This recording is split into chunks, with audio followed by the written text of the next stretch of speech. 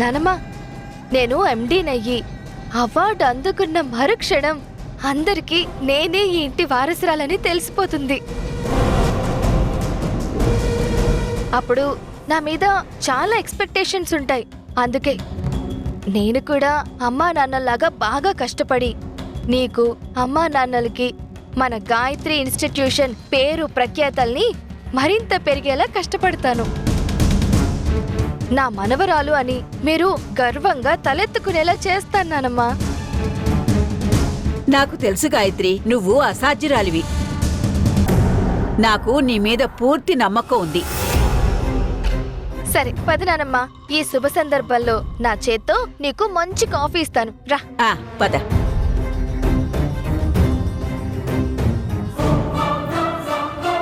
ఎవరి ప్లానింగ్ లో వాళ్ళున్నారు.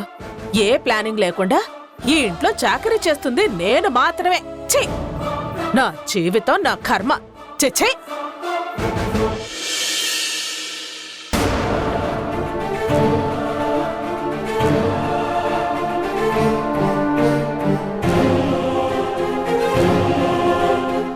వస్తే అసలైన గాయత్రి ఎవరో తెలుస్తుందన్న ఆశతో వచ్చాం.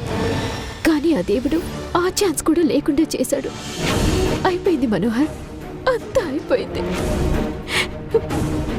మన చేయి దాటిపోయింది. ఈరోజు సాయంత్రం లోపు నిజమైన గాయత్రిని పట్టుకోకపోతే దుర్మార్గమైన అసత్య చేతికి ఎండి పదవి వస్తుంది. ఏం చెయ్యాలో, ఎలా ఆపాలో తెలియటం లేదు. రాధా, నువ్వొక్క విషయం అర్థం చేసుకోవాలి. మన శక్తికి మించి మనం ప్రయత్నం చేస్తూనే ఉన్నాం. ఎక్కడ ఏ చిన్న అవకాశం కనిపించినా అక్కడికి వెళ్తున్నాం, వెతుకుతున్నాం. మన శక్తి వంచన లేకుండా ప్రయత్నాలు చేస్తూనే ఉన్నాం. మన ప్రయత్న లోపం లేకుండా పని చేస్తున్నప్పుడు మనం బాధపడాల్సిన పని లేదు రాధా. అర్థం చేసుకో. అయ్యో, పరిస్థితి నీకు అర్థం కావడం లేదు మనోహర్. ఇప్పుడు కనుక మనం గాయత్రిని పట్టుకోలేకపోతే సత్య ఎండి అవ్వటమే కాకుండా ఎడ్యుకేషన్ ఇన్స్టిట్యూట్ ని నష్టాల పాలు చేస్తుంది. దేవకి మేడం వాసుదేవ్ సార్కి ప్రమాదాలు తెచ్చి పెడుతుంది. ఆ కుటుంబాన్ని నాశనం చేస్తుంది. అర్థమవుతుంది రాధా, కానీ మనం చేయాల్సినంత చేసి చేయగలిగింది ఏమీ లేనప్పుడు మనం మాత్రం ఏం చేయగలం? నువ్వు ఆ విషయాన్ని అర్థం చేసుకోవాలి రాధా. లేదు మనోహర్, మనం ఎలాగైనా ఆ వెంకటేశ్వరరావుని పట్టుకొని గాయత్రి గురించి వివరాలు తెలుసుకోవాలి. భగవంతుడా, ఇన్ని రోజులుగా వెతుకుతున్న గాయత్రి దొరకటం లేదు. ఈ రోజు ఎలాగైనా సరే ఈ ప్రయత్నాలకి ఫుల్ స్టాప్ పడేలాగా చూడు.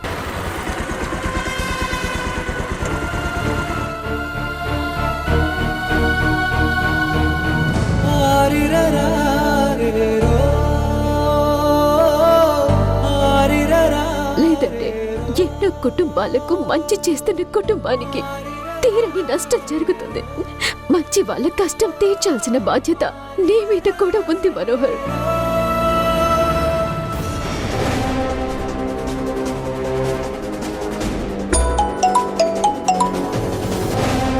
అరే, మేడం ఫోన్ చేసింది. ఏంటో మాట్లాడు.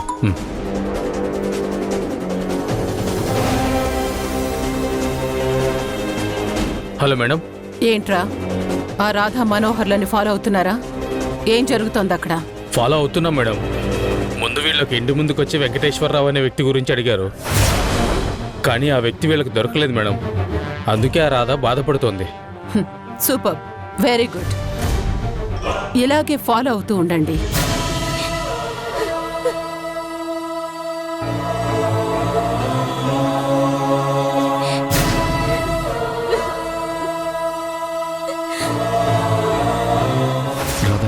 రాధా, బాధపడకు రాధా.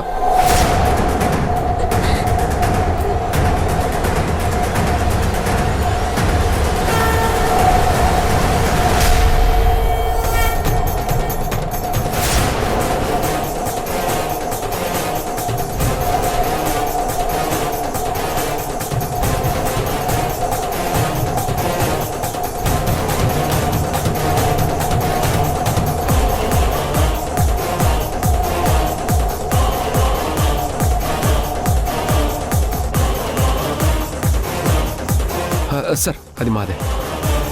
ఈ స్లిప్లో ఉన్న వెంకటేశ్వరరావుని కలవడానికి వచ్చారా? అవునండి, కానీ అతను ఇప్పుడు ఈ అడ్రస్ నుంచి వెళ్ళిపోయారంట. మేడం, ఆ మనోహర్ ఎవరితోనో మాట్లాడుతున్నాడు మేడం. అవునా? అతనెవరో కనుక్కోండి. అతన్ని ఎలా కలుసుకోవాలో తెలియట్లేదు సార్. అతను మీకేమైనా తెలుసా? తెలిస్తే కొంచెం చెప్పండి సార్. చెప్తాను గాని అతనితో మీకేంటి పని?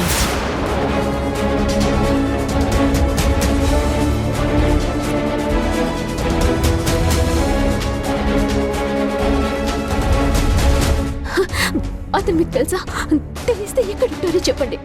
చాలా అర్జెంట్ పని మీద వచ్చాం. అతన్ని కలవటం వలన ఒక కుటుంబం నష్టపోకుండా ఉంటుంది. రాధా దొరుకుతాడు, ఊరుకో. నేనేనండి వెంకటేశ్వరరావుని.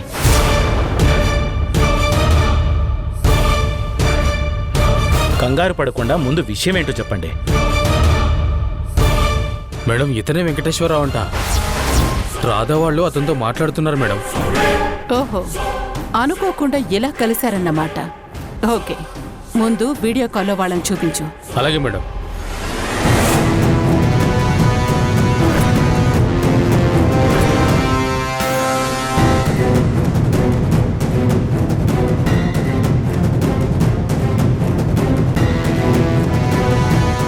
చెప్పండి విషయం ఏంటో. నన్నెందుకు కలవాలనుకుంటున్నారు? ఏ కుటుంబం గురించి నన్ను కలవాలనుకుంటున్నారు? ఒక్క నిమిషం సార్. ఇదిగోండి, ఈ పట్టికి సంబంధించిన పాప గురించి తెలుసుకోవాలి సార్. ఈ పట్టి మీరే తాకట్టు పెట్టారని తెలిసింది. అందుకే మిమ్మల్ని వెతుకుతూ వచ్చాం.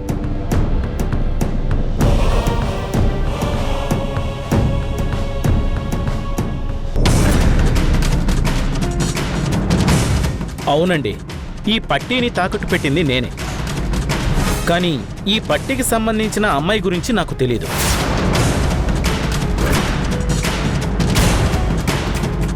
మరి పట్టి మీ దగ్గరికి ఎలా వచ్చింది సార్? దీన్ని నాకు ఒక దొంగ తీసుకొచ్చి ఇచ్చాడు. అతని పేరు కూడా నాకు గుర్తులేదు, కానీ అతన్ని చూస్తే నేను గుర్తుపట్టగలను. ఎప్పుడు మా ఏరియాలోనే తిరుగుతూ ఉంటాడు. తాగుడు కోసమే బతుకుతున్నట్టుంటాడు. ఒక నిమిషం.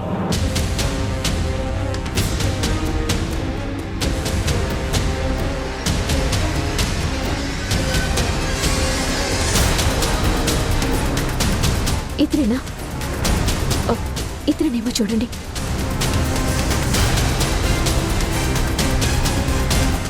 అవును, ఇతనే. నాకు ఆ పట్టీ నమ్మింది ఇతనే. అంటే చలపతి? అవును, చలపతి. నాకు ఇప్పుడు గుర్తొచ్చింది.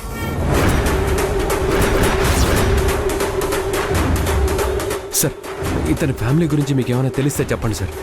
పక్క వీధిలో జగ్గు అనే అతను ఉంటాడు. ఈ చలపతి ఆ జగ్గు ఎప్పుడు కలిసే తిరుగుతూ ఉంటారు. మీరు అతన్ని కలిస్తే వివరాలు తెలుస్తాయి.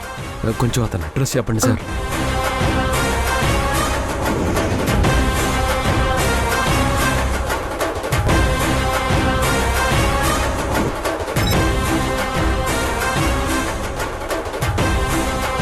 మీరు వెళ్తే అక్కడే ఉంటాడు. చాలా థ్యాంక్స్ అండి. ఇప్పుడే వెళ్ళి మేము అతన్ని కలుస్తాం. అలాగే. ఇది తీసుకో, పద.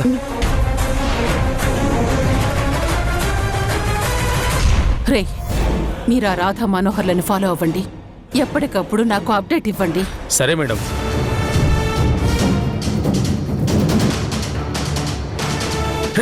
పదరా పదరా, బండెక్కు.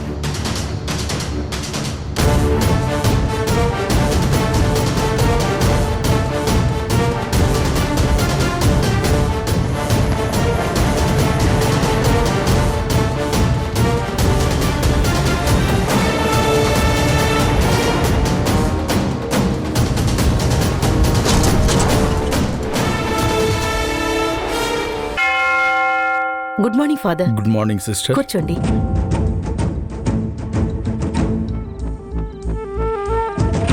ఆశ్రమం ఎలా నడుస్తోంది? అంతా బాగానే ఉంది కదా? ఎలాంటి సమస్యలు లేవు కదా? ప్రభువు దయ వల్ల అంతా బానే ఉంది ఫాదర్. మీరిక్కడ కోదాడ ఆశ్రమంలో ఉన్నప్పుడు అన్ని అనాథాశ్రమాల్ని కలుపుకుని వెళ్ళిపోయేవాళ్ళు. మీరు హైదరాబాద్ వెళ్ళాక ఎవరిది వాళ్ళు చూసుకుంటున్నారు ఫాదర్. ఆ రోజుల్లో ఉన్న యూనిటీ ఇప్పుడు మిస్ అవుతుంది. కానీ పిల్లలు అప్పుడప్పుడు మిమ్మల్ని బాగా గుర్తు చేసుకుంటున్నారు. మనం పిల్లలకు పెద్దలకు ఎంత మంచి స్నేహం అందిస్తే వాళ్ళంత సంతోషంగా ఉంటారు, మనల్ని గుర్తుపెట్టుకుంటారు. అవును ఫాదర్, నేను మీ ఆశ్రమంలో పనిచేస్తున్నప్పుడు అందరి పిల్లల్ని తీసుకుని పిక్నిక్ వెళ్లేవాళ్ళం. అలా వెళ్లడం వల్ల పిల్లలు వాళ్ల బాధల నుంచి బయటపడేవాళ్లు. ఒక్క నిమిషం ఫాదర్. మ్మ్.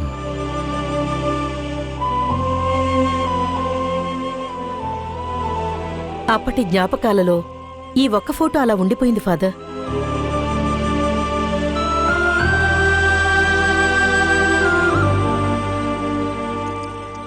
ఈ అమ్మాయి పేరు రాధ కదా, మనం అమ్ము అని పిలిచేవాళ్ళం. తను ఆ వయసులోనే ఎంతో సేవాగుణం, మంచితనం కలిగి ఉండేది. కానీ మిస్ అయిన తన స్నేహితురాలి గురించి ఎంతో వెతికింది పాపం.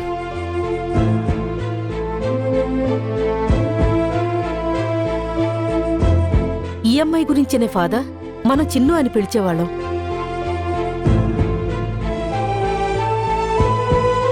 అవును సిస్టర్, తను మళ్ళీ ఎప్పుడైనా ఎక్కడైనా కనిపించిందా? అవును ఫాదర్, హైదరాబాద్ ఆశ్రమంలో నేను కొన్ని రోజులు పనిచేశాను. అప్పుడు తను కూడా అక్కడే ఉంది. ఓ, నాకు తెలిసి తనకు సంబంధించిన ఫైల్ కూడా నా దగ్గరే ఉన్నట్టుంది. ఎలాగైనా సరే ఆ ఫైల్ తెప్పించండి. ఆ ఫైల్ ఆధారంగా ఇద్దరు స్నేహితులని మనం కలపాలి. అలాగే ఫాదర్.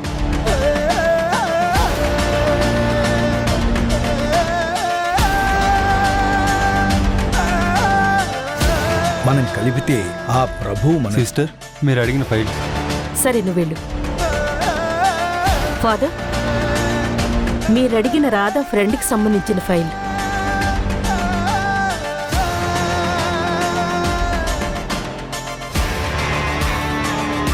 ఇప్పుడు రాధ ఇక్కడికి వస్తుంది కదా, తనకి ఈ వివరాలు చెప్తే చాలా హ్యాపీగా ఫీల్ అవుతుంది.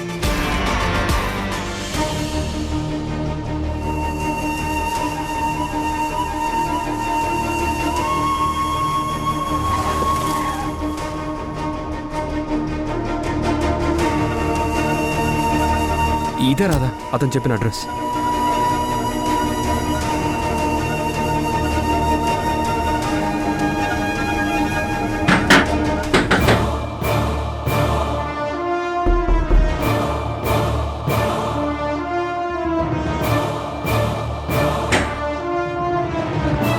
ఏమండి, ఇది జగ్గు ఇల్లేనా?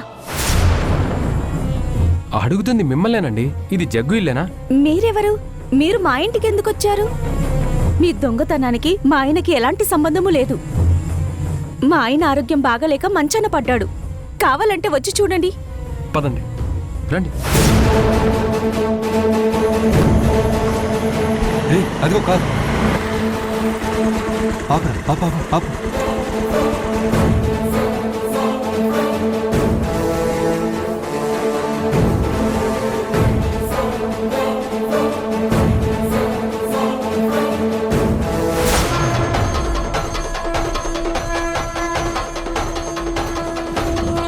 అయ్యో, మీరేం కంగారు పడకండి.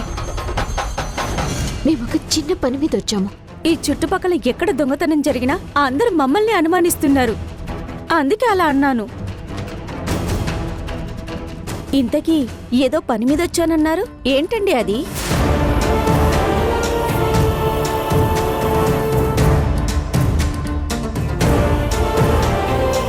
ఇతను మీకు తెలుసా?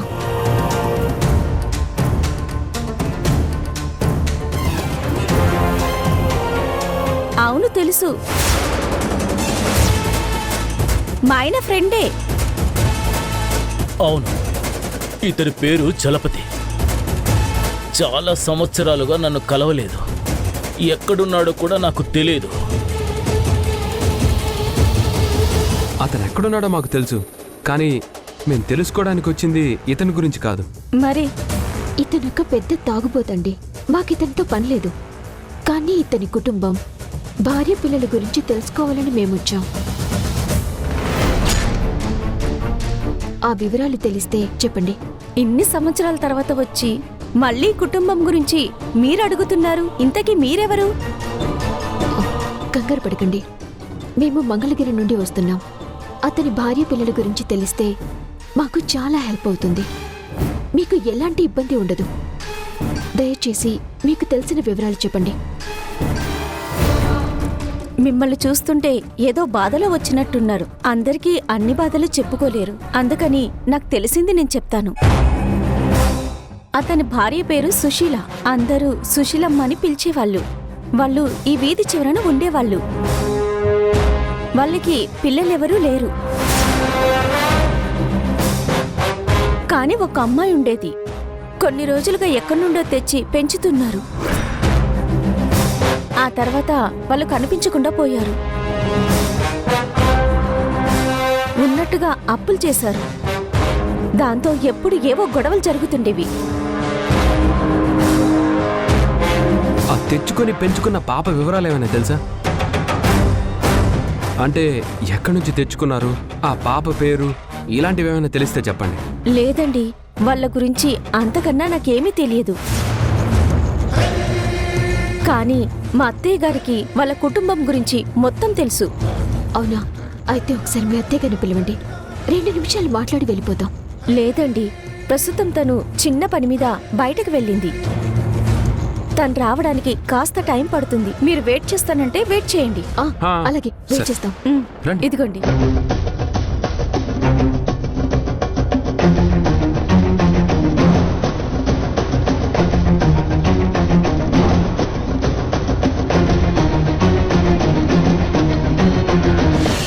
మనోహర్, ఆ దేవుడు ఎప్పుడూ మంచి వాళ్ళకి అన్యాయం చేయడు.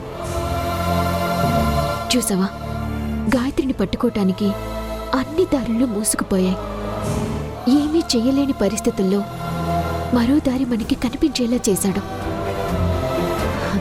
ఎందుకో నాకు గాయత్రి దొరుకుతుంది అనిపిస్తోంది. మన కష్టం ఊరికే పోలేదు మనోహర్.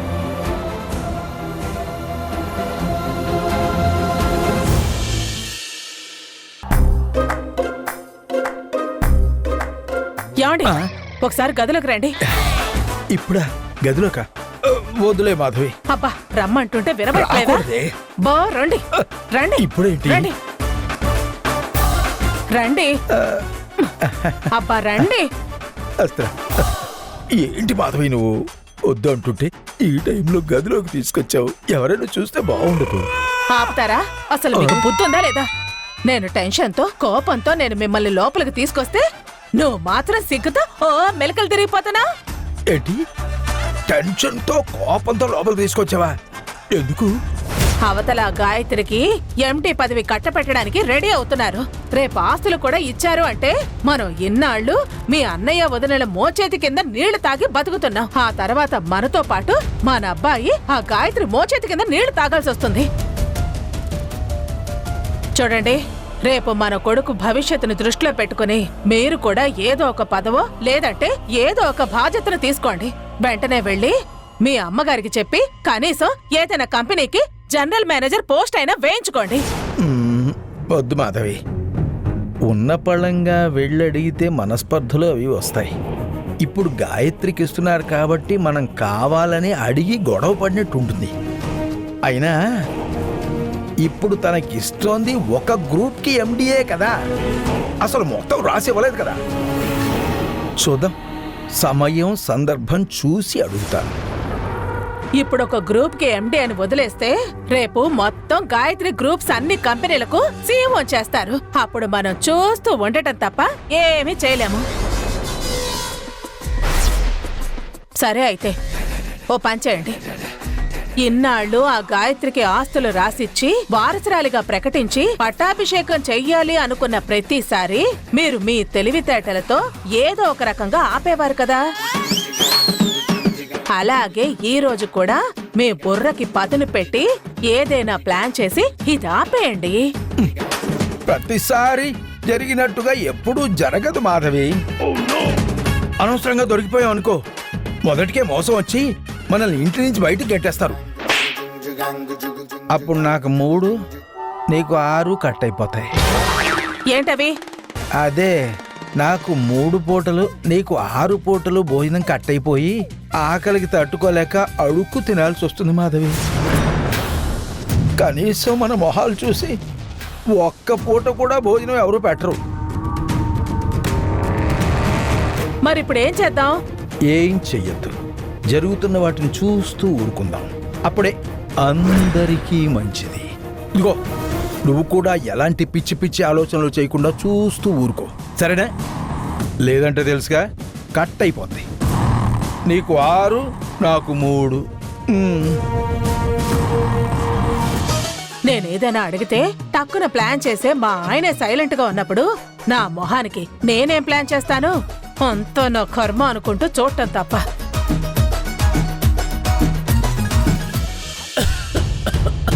అత్తయ్య మిమ్మల్ని కలవడానికి వచ్చారని చెప్పాను కదా, వాళ్లే వీళ్ళు. ఈవిడే మా అమ్మ. ఏం కావాలో అడగండి. అమ్మ నమస్తే. నమస్కారం నమస్తే అమ్మా. అమ్మా. చలపతి భార్య సుశీల వాళ్ళు పెంచుకున్న కూతురు గురించి తెలుసుకోవాలని వచ్చామమ్మా. ఆ సుశీలమ్మ పెంచుకున్న పాప ఏమైపోయిందో చెప్పండమ్మా. ఆ విషయాలన్నీ మాకు చాలా అవసరమమ్మా. సుశీల చాలా మంచిది, అందరితో ఎంతో ఆప్యాయంగా ఉండేది. కాకపోతే చలపతి దుర్మార్గుడు, ఎప్పుడు తాగొచ్చి గొడవ పెట్టుకునేవాడు. ఒకరోజు సుశీల ఇంటికి చలపతి ఒక పాపను తీసుకొచ్చాడు. అమ్మా, ఆ చర్చి ఫాదర్ ఇతనినేమో ఒకసారి చూడండి. అవునమ్మా, ఇతనే ఆ చర్చి ఫాదరు. ఇతనికి పాపను అప్పగించి సుశీలమ్మ చనిపోయింది. హలో ఫాదర్, నేను రాధని మాట్లాడుతున్నాను. ఒక అర్జెంట్ పని మీద మిమ్మల్ని కలవడానికి హైదరాబాద్ వస్తున్నాం ఫాదర్. ఆ రాధా మనోహర్లు ఇప్పుడెవరో చర్చి ఫాదర్ని కలవడానికి వెళ్తున్నారు మేడం.